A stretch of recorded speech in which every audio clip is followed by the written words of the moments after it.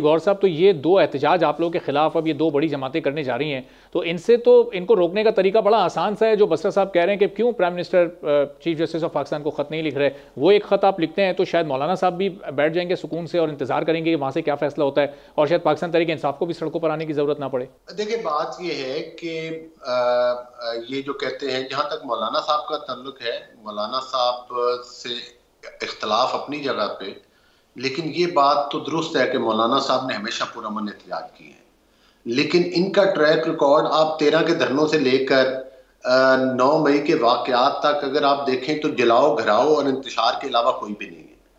अब रियासत जो है वो इनको किस तरह से खुली छुट्टी दे दे कि ये आए और पाकिस्तान के फिर शोधा के जलसों को तोड़ दें, मुजस्मों को, फिर ये मोटरवेज को आग लगा दें, फिर ये हसास तनसीबात के ऊपर हमला आवर हों, फिर ये MM आलम के जहाज़ों को तोड़ें और उनको आग लगाएं। मतलब फिर इनको इस चीज की इजाजत दे दी जाए, फिर ये किसी जाकर जो PTV के ऊपर हमला कर दें, फिर ये दोबारा जाकर पेशावर के रेडियो स्टेशन जहाँ से पाकिस्तान बनने का ऐलान हुआ था, जब पाकिस्तान कायम हुआ था, उसको दोबारा से आग लगा दें।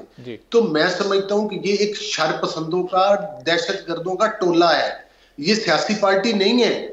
इन्होंने ये तो आजाद इलेक्शन लड़े थे लोग, और अब कहते हैं कि हमने वो फलां जो सुन्नी इत्तेहाद या जो भी आप नाम बता रहे हैं, वो मतलब है कि उसके ऊपर वो ज्वाइन कर लिया। उस पार्टी ने इलेक्शन में हिस्सा ही नहीं लिया। फैसला अदालतों ने किया है कि वो सीटें उनको नहीं जा सकती। ये गले हमारे पड़े हुए। और ये जो कहते हैं कि फलां कमीशन बना, इसका मतलब है जौन सा हाई कोर्ट का, जो सुप्रीम कोर्ट का फैसला पसंद आया वो मान लिया, जौन सा ना पसंद आया का असेंबली को ताले लगा देंगे, हम हलफ नहीं उठाने देंगे। तो ये मतलब है आईनी इदारे हैं, कोई इनकी खाला का घर तो नहीं है ना, जहां पर कानून और आइन की बात होगी। ये किसी भी फॉरम पर जाना चाहते हैं, हम पर कोई जरूरी तो नहीं है कि हम वो फलां जगह कमीशन बना दें। 2013 में हमने कमीशन बनाया था, फिर कमीशन ने फैसला दिया, आज तक उस फैसले को भी इन्होंने तस्लीम नहीं किया, इनके कहने पे बनाया था।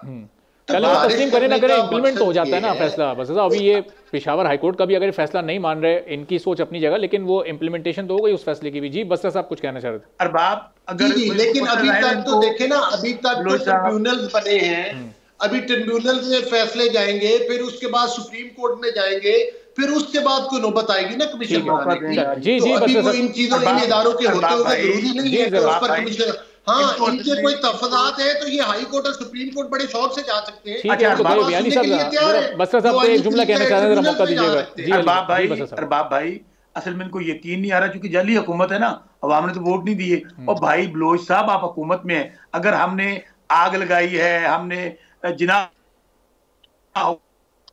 जलाए हैं, हमने शहीदों के, भाई अब जुडिशियल कमीशन बनाना आपका इख्तियार है, आप हुकूमत में है, अब बनाए जुडिशियल कमीशन, उनको लेना और उसकी प्रोसीडिंग दिखा दें। हम तो बार बार यही कह रहे हैं, हम तो बार बार ये कह रहे हैं, एक साल हो गया हम ये कह रहे हैं, एक साल आपके केस क्यों कमीशन को बनाए, आपके अदालतों में चल रहे हैं। और बलोच साहब सुनते रहो ना, आपकी तो सुन्नतकारियां भी होती रही हैं। और बलोच साहब सबर करो, ये कह रहे हैं ना, जो चूंकि इन बेचारों को पता है, आप पाकिस्तान को जला दे और हमें ये ले, और पाकिस्तान को जला दिया, पाकिस्तान को कहते हैं ना, भाई आपकी अदालतों में नहीं चल रहे, आपकी हुकूमत है, चीफ जस्टिस काजी फैज़ कमीशन बनवाए, अवाम को दिखाएं कि इन लोगों ने जलाया पाकिस्तान। क्यों नहीं? ऑपोजिशन ये डिमांड कर रही है कि जुडिशियल कमीशन बनाए हुकूमत। अब देखते हैं हुकूमत इसको संजीदगी से लेती है नहीं। बहुत बहुत शुक्रिया अली शौकत बसरा साहब हमारे साथ मौजूद थे।